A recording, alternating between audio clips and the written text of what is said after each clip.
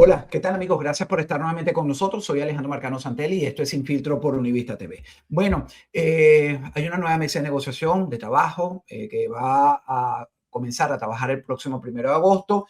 Nadie sabe qué viene. Vuelven a hablar de cuotas de poder, de representantes, de dirigentes, pero hay una pregunta que casi nadie hace. ¿Qué pasa con los jóvenes que pusieron el cuerpo en las calles? ¿Dónde queda? ¿Quiénes serán los que la integran? ¿Cómo pudiera formarse? Hay quejas incluso de... Habrá la posibilidad, después de las declaraciones del secretario de Estado Marco Rubio, hablando de elementos que deberían participar, y la escogencia la va a ser el único órgano que reconoce como legal los Estados Unidos, que es la Asamblea del 2015. Esto lo vamos a conversar en la noche de hoy con mi invitado Adrián Matías. Adrián, ¿cuáles son tus expectativas de la conformación de esta mesa? ¿Quién pudiera estar allí sentado? ¿A quién no te gustaría? Mejor, vamos a iniciarlo por allí. ¿A quién no te gustaría ver sentado en esa mesa de trabajo? Mira, no me gustaría ver a Guaidó, no me gustaría ver a Ramos Alup, no me gustaría ver a gente como Borges. Son así los que se me vienen así de los nefastos, son los que se me vienen así rápido a la cabeza. Pero tú lo dijiste, estamos a la expectativa y eso es lo que me queda, expectativa, o sea, ver qué va a pasar. Se tiene tal vez un poquito más de esperanza porque está el tutelaje de los Estados Unidos.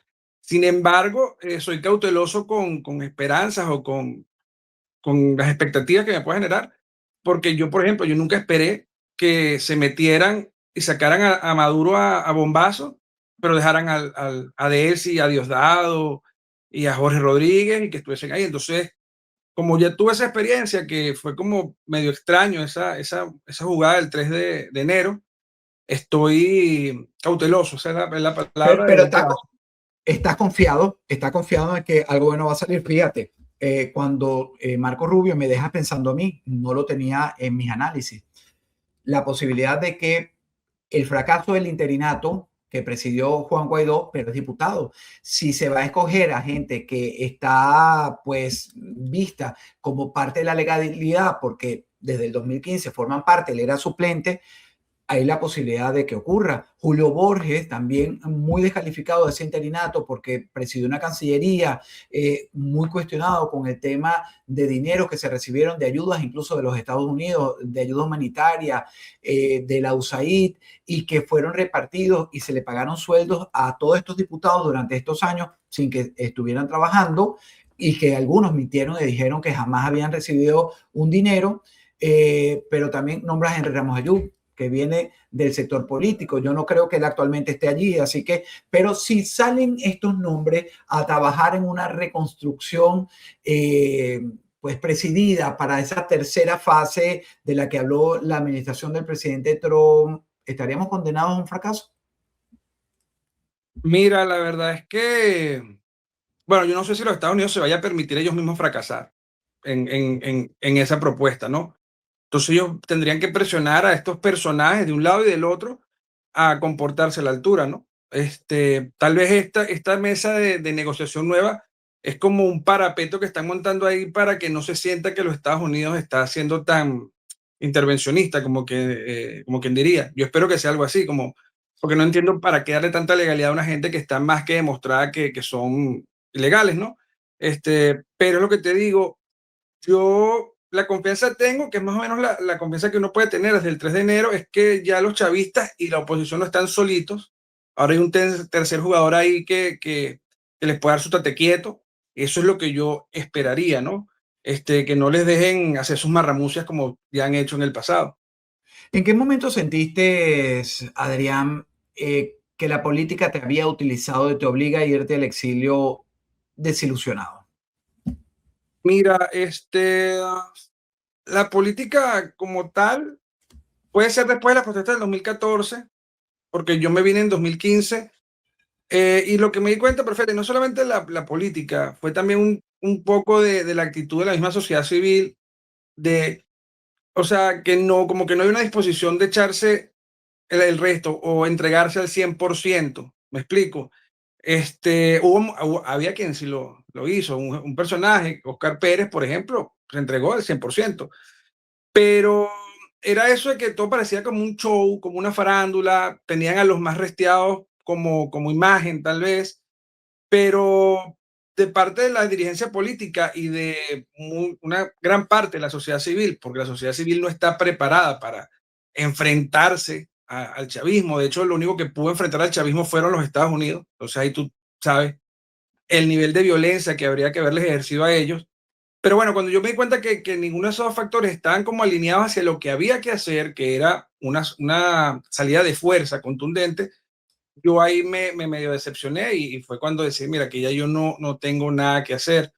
Este, pero de la política general, porque después yo creí en el interinato, pero ya el interinato fue la gota que derramó el vaso, ¿no? Porque es una cuestión que eso tenía que ser rápido y esa gente duró ¿cuántos años? Como 3 años ahí en ese show que no llegó a nada, bueno, a nada para nosotros, a ellos, por lo menos el sueldito de diputados sin estar haciendo nada, por lo menos como que lo tenían.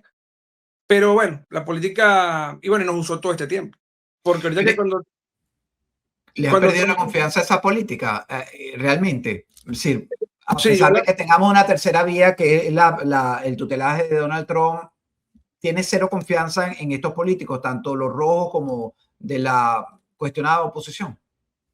sí, no tengo confianza. En los rojos nunca he tenido confianza. O sea, en los rojos eso, o sea, uno siempre sabe quiénes son y para qué juegan. La oposición de repente es un poco peor, no que sea peor, pero ellos eran los que estaban de nuestro lado, ¿no? Y al final resultaron siendo, en el mejor de los casos, un poco tibios, ¿no? O fríos. Entonces uno se siente un poco traicionado y ya no sabe en quién confiar, ¿no? Y aparte que tampoco veo un recambio, Alejandro. Yo no veo a alguien que me convenza que sea una cara nueva. Tú sabes que por ahí uno que otro que quiere figurar, pero a mí me hiede a que, mira, de repente no está coludido con la oposición ni con el chavismo, pero tiene el mismo ADN de la politiquería, de que todo es show, todo es foto, y no construyen nada, entonces todo es como viven del cuento, ¿no? O sea, como yo hago que me conseguí dinero por acá, conseguir dinero por allá para yo vivir, tener cierto status quo, pero con la promesa de siempre ser, o sea, estar siempre ahí, pero sin lograr realmente nada, ¿no? Hoy ni siquiera sin estar preparados para lo que se requiere. ¿Tú crees que la juventud, fíjate que tú hablas de la salida del país un año después de las polémicas protestas, las grandes que vimos de jóvenes que fueron masacrados incluso en las calles y que fueron abandonados por estos políticos, nunca estuvieron al frente, los mandaban pues, a enfrentarse y le hicieron una Guardia Nacional a un ejército venezolano que tenía la orden de acribillarlos, de matarlos, muchos terminaron allí. Después de tanto tiempo, más de una década, esa juventud que queda dentro del país, ¿tú crees que siga creyendo en procesos políticos, tenga confianza en esto que comienza con estos políticos o simplemente aprendió a desconfiar de todos? Mira, hay una parte importante que desconfía de todo. Yo en redes, que es donde yo puedo monitorear esa situación, yo veo mucha desconfianza. Gente que se pliega y muy jóvenes que se pliegan no a discursos, sino a opiniones un poco más radicales. Te voy a nombrar aquí por ejemplo, como dice Daniel Lara, la muchacha de la chiquillería, ¿no? Pero Daniel para mí es una persona de siempre, una persona que ha sido radical y muy concreta con sus planteamientos, ¿verdad? Pero muchos jóvenes están con eso, pero es porque él le tira también a esa oposición que tuvimos por mucho tiempo. Entonces sí pienso que una gran parte está muy desconfiada y la otra parte yo creo que está que no le importa.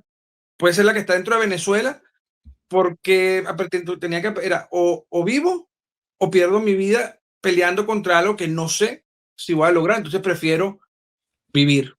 Claro. ¿Qué tendría que pasar, Adrián, para que un joven vuelva a decir vale la pena involucrarse? Mira, yo no sé si esto es un poco de mis deseos personales o también viene de este análisis que hago de monitorear las redes. Yo pienso que tendría sí, que sigamos tutelados por un buen tiempo, que durante ese tutelaje aparezcan personas que piensen a crear su propia imagen, pero amparadas o que le levante la mano los Estados Unidos y que en unos años, bueno, se crea un nuevo liderazgo político y la gente empiece a confiar, pero es así, o sea, es como que unos líderes políticos de la mano de Estados Unidos, nuevos, obviamente, y que bueno, que se empiecen a ver hechos y no tanta palabra, entonces que la gente pueda ver a estos nuevos líderes como una opción ya para una eventual elección, una cuestión. Pero si eso no pasa y si eso es muy antes de tiempo, coño, creo que terminaremos viendo, no sé, unas elecciones, sí, con María Corina y con no sé qué más se quiera lanzar de candidato. Y el tema está, y esto no sé si está dentro de la pregunta, pero es que el chavismo no termina de estar eliminado. Yo no confío en nada, en elección ni en nada, mientras el chavismo no esté totalmente eliminado, desarticulado totalmente. Y eso no va a ocurrir porque la Realpolitik, lo hemos visto desde después del 3 de enero, no funciona de la manera que aspiraríamos. ¿Qué señales para ti concretas debería dar esa mesa que comienza el 1 de agosto, repito, para demostrar que no será más de lo mismo? Eh, Mira, yo creo que una señal para mí, yo soy un poco radical, es que coño, que ver que hay algunos chavistas históricos, o sea, los execren, así como Mario Silva. No sé, bueno, y Tarek William Saab, que también tengo tiempo que lo veo que está como desaparecido, pero que sigan en esa limpieza. Pero es que mientras las cabezas sigan siendo gente como Jorge Rodríguez, Delcy Rodríguez y Diosdado Cabello, coño, estamos hablando de tres de las mayores lacras que ha parido el chavismo, ¿no? Entonces, pero bueno, que siga habiendo esa limpieza, mira, yo sentiría confianza si realmente lo que dicen, no es ni siquiera un rumor, es un deseo de alguna parte importante de las personas, que se instalen los gringos con su base militar, o sea, que tengan una presencia de que tú digas, mira, eh, esto no va a ser como antes, o sea, que ahora están estos tipos y no es que están metidos Marco Rubio desde Washington llamando y Trump desde el avión dando declaraciones, sino que aquí ya tenemos una presencia que va más allá de una embajada, o sea, aquí esa libertad que tenían los chavistas para hacer y deshacer a su antojo, ya no la tienen. Entonces eso me daría un poco de confianza, sentir, más que a mí lo de la oposición no me importa tanto porque para mí ellos son, bueno, son nocivos, pero que son irrelevantes al final de cuentas, o sea, son tan irrelevantes que no pudieron nunca sacar al chavismo. Pero que le tengan esa correíta así como un perro bien corta a los chavistas, eso me daría un poco de confianza. Como pasó más o menos los primeros días después del 3 de enero, que se sacaron después a Padrino, que se movieron, esa limpieza, me daría un poco de confianza, pero no me daría mucha confianza si vemos caras viejas del otro lado. Claro, ¿y qué sentirías particularmente si una vez más las decisiones que se tomen allí sean sin consultar, mejor dicho, sin escuchar a quienes estuvieron en las calles, a quienes han vivido el sinsabor de ser la mayoría de su vida, que no tiene comida, no tiene para el autobús, que nadie les pone un micrófono, no son escuchados? ¿Qué sentirías? Bueno, o sea, bueno, decepción, eh, una más o que es una raya más para el tigre, dirían por ahí. Mucha rabia porque es lo mismo y sería para mí, y no quiero sonar tal vez, ¿cómo es? Derrotista, o sea, o pesimista, pero, coño, imagínate tú, los gringos se metieron, una cosa insólita, nunca antes vista en Venezuela, una cosa que uno veía en películas y veía en CNN del otro lado del mundo, de helicópteros, de bombas, ¿verdad? Se metieron, sacan a Maduro y ahí están, todavía dejó al resto del tumor, lo dejaron ahí. Entonces, coño, si después de eso, que era lo que tenía que pasar, una cosa que a veces parecía hasta imposible que pasara y pasó en menor escala, porque no fue una invasión total, imagínate tú que esto no se resuelva aún con los gringos monitoreando ahí o tutelando, vigilando, si eso no se resuelve satisfactoriamente, eso sería para mí, en lo personal, sería un golpe muy duro, porque dice, bueno, ¿ahora qué vamos a hacer? Que, porque tendríamos que enfrentarnos entonces a quién, al chavismo, a la oposición y a los Estados Unidos. Es de verdad que es un momento bien difícil. ¿Crees que esta mesa le abre espacio a una nueva generación? ¿O va a consolidar esa vieja dirigencia que se quedó en el país? Estamos hablando de políticos que pudiera ser por la conformación de la misma, pero también de muchos que como tú,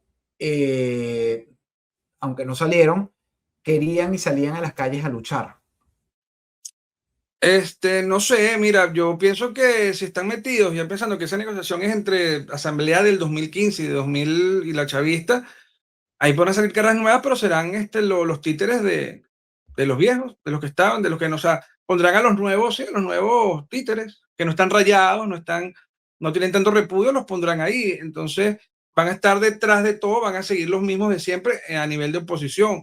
El tema está en que esos jóvenes que salieron, ¿verdad? Los que a poner el pecho, eh, no sé si se han organizado bien políticamente, porque de repente la gente que se atreve a ir a caerse a pedradas con una Guardia Nacional, tiene otro tipo de mentalidad, no anda con tanto protocolo, ni le gusta mucho la diplomacia, ni la risita, la cosa. Yo porque me siento identificado con ellos, ¿no? Entonces meterse en el mundo de como dices tú, la realpolitik, si no eres una persona que va a jugar con esas reglas, tampoco te van a dar mucho espacio a que tú llegues. Pero yo siempre, creo una vez lo dije en una invitación que me hiciste tú hace tiempo ya, bueno, la gente debería tratar de organizarse, la gente.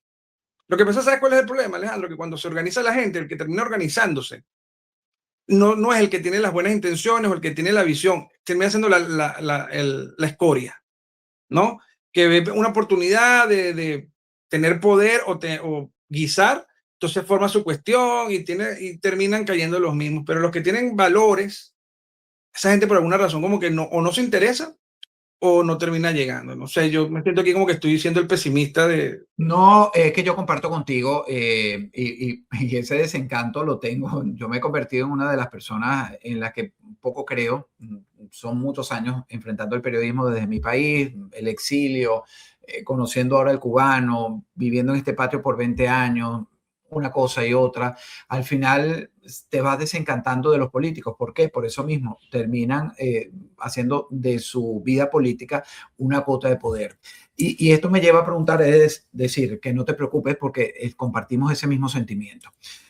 Yo sé que muchos de los televidentes, de los suscriptores de Univista TV pueden coincidir con nosotros, pero ¿cómo evitar en estos tiempos? Porque si algo también coincidimos es que el 3 de enero la tutoría de Donald Trump, el que esté tomándonos en cuenta, el que haya hecho el trabajo que unos políticos de nosotros no pudieron, por más que se lo reclamen, pero bueno, van pasando los días y tú ves cómo hay reclamos, hay señalamientos, hay cuestionamientos hacia el presidente Trump porque no está haciendo lo que nuestros políticos debieron haber hecho.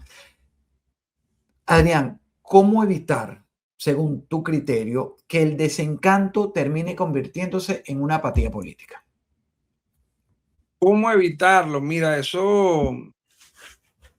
que eso depende mucho de lo que vaya surgiendo, o sea, cómo evitarlo. Y el que lo puede evitar es el que tiene el poder, y el poder ahorita lo tiene Estados Unidos, o sea, es como te digo, haciendo una limpieza étnica de esa clase política, de un lado y del otro, mostrándole a las personas que, mira, aquí hay caras nuevas o aquí las cosas se van a hacer de una manera diferente, ¿verdad? Como te dije, o sea, que haya una presencia norteamericana más allá de la embajada y Marco Rubio llamando, ayudaría a dar un poco más de confianza de que ahí las cosas ya cambiaron, y que son medidas que se van a tomar, porque yo no creo que, por ejemplo, vayan a abrir una base norteamericana de militares en La Carlota, por ejemplo, se la entregan a los Estados Unidos y, no, nos vamos en 6 meses, o sea, cuando tú ves ese tipo de movimientos, tú esperas que eso, mira, esto va para un largo plazo, entonces eso te puede dar un poco de esperanza y hay que ir viendo a ver qué otros resultados salen. Yo creo que una de las cosas que tiene la gente que está en Venezuela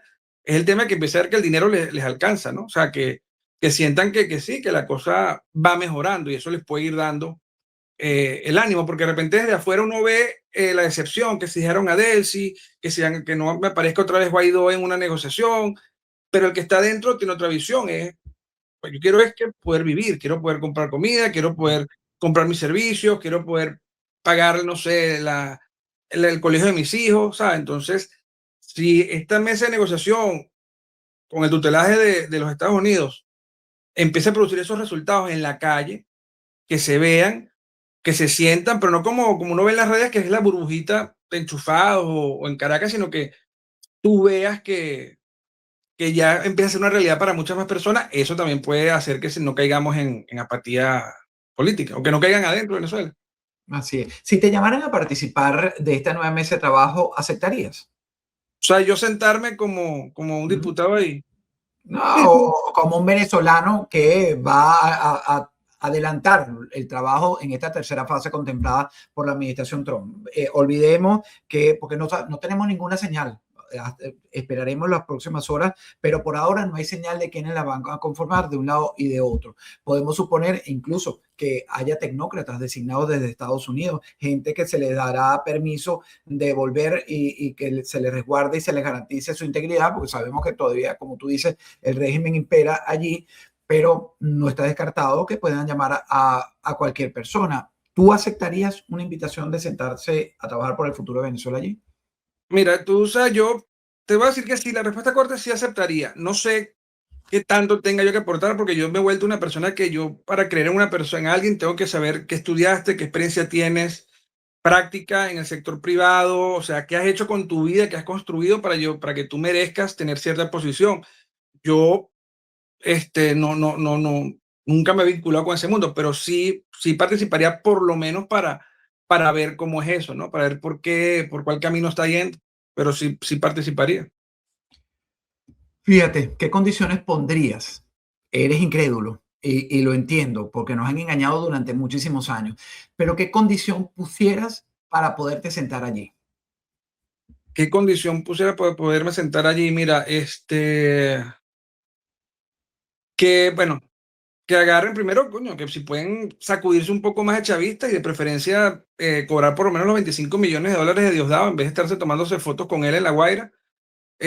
Pienso que sería algo que pudiese pedir, pero siendo realista, mira, pediría que las audiencias fuesen públicas, o sea, que haya un canal de streaming hoy en día con la tecnología que tenemos, un streaming constantemente de lo que se está hablando allí, para que se sienta que no se le está hablando a espaldas al pueblo, que no se va a lograr nada, nada por debajo de la mesa, ni nada chucuto, sino que ahí va a haber una transparencia, porque en teoría lo que importa es que se resuelva el problema, se resuelva de la manera más efectiva.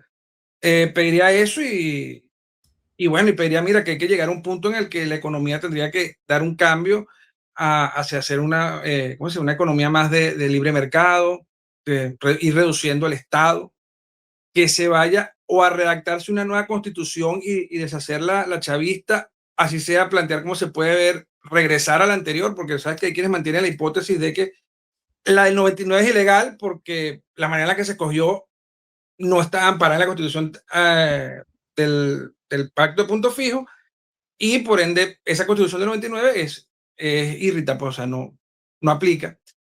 Pero una manera así, son maneras de ir desmontando también el Estado chavista es eso. O sea, mira, el Estado vamos a hacerlo más pequeño, los ministerios se van a reducir, aquí va a venir más empresa privada, eh, y que se empiece a ver que hay un cambio incluso de mentalidad, pues, en lo que se espera para hacia el venezolano. O sea, que el venezolano empiece a pensar de otra manera con respecto a cómo ve el tema de la economía, ¿no? ¿Qué error o qué errores no deben repetirse en esta nueva mesa?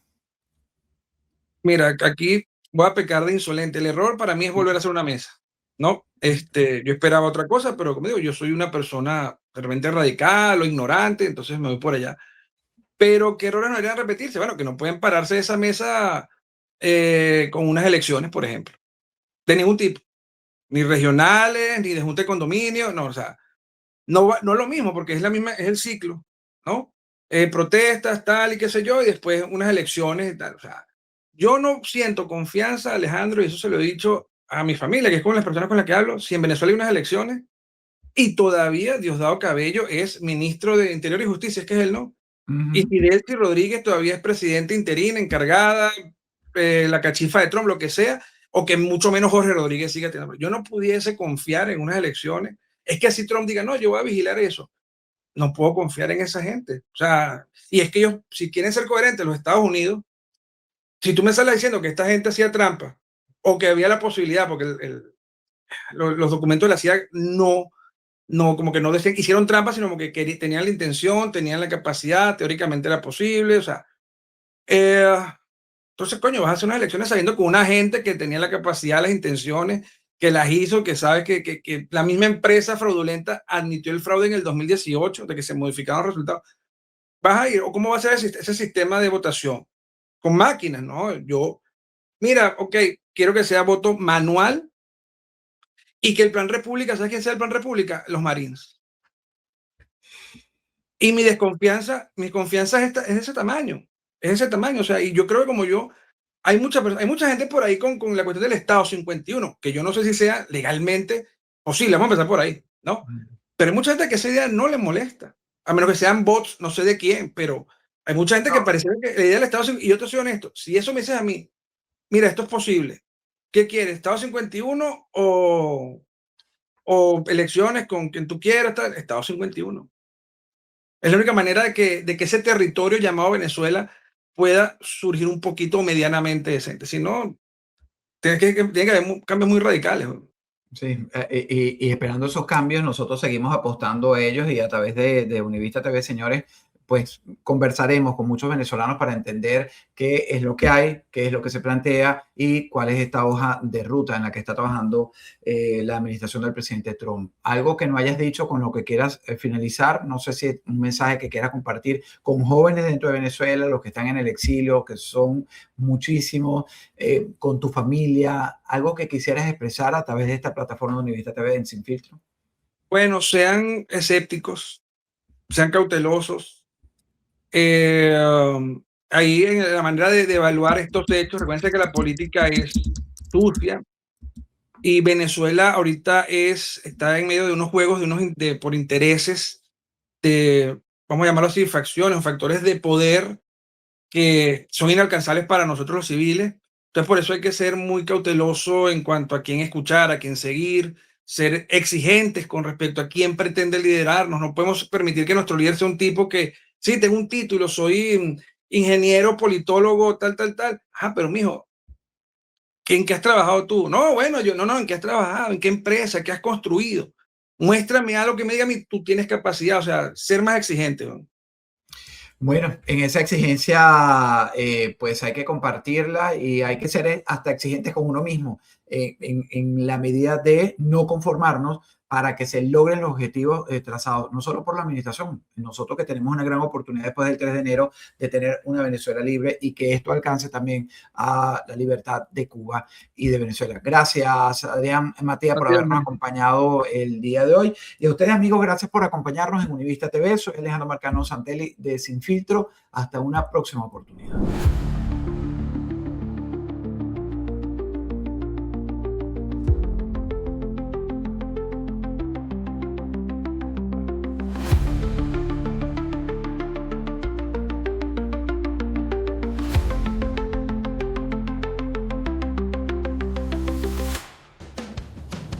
Hasta el mejor conductor tiene un mal día. Nadie espera un accidente, pero cuando ocurre, la pérdida se siente. Sin protección, un pequeño instante puede convertirse en un gran problema. En Univista Insurance entendemos lo que está en juego. Con nosotros, tu tranquilidad se convierte en parte del camino. Como Maggi, asegúrate con los mejores. Univista Insurance, su mejor opción. El 30 de abril del 2025 solo había tierra y planos, además de un sueño nacido con la esperanza de transformar una comunidad. Un año después, ese sueño ya tiene forma. Cada pared levantada, cada paso dado, cada día de trabajo fue construido pensando en las familias de Alapata, porque cuando una comunidad crece, crecemos todos. Hoy, Unicapro Alapata representa mucho más que una nueva construcción. Representa acceso a la salud y un futuro más fuerte para quienes llaman a este vecindario su hogar. Y esto apenas comienza. Unicapital Alapata, construyendo futuro para Miami.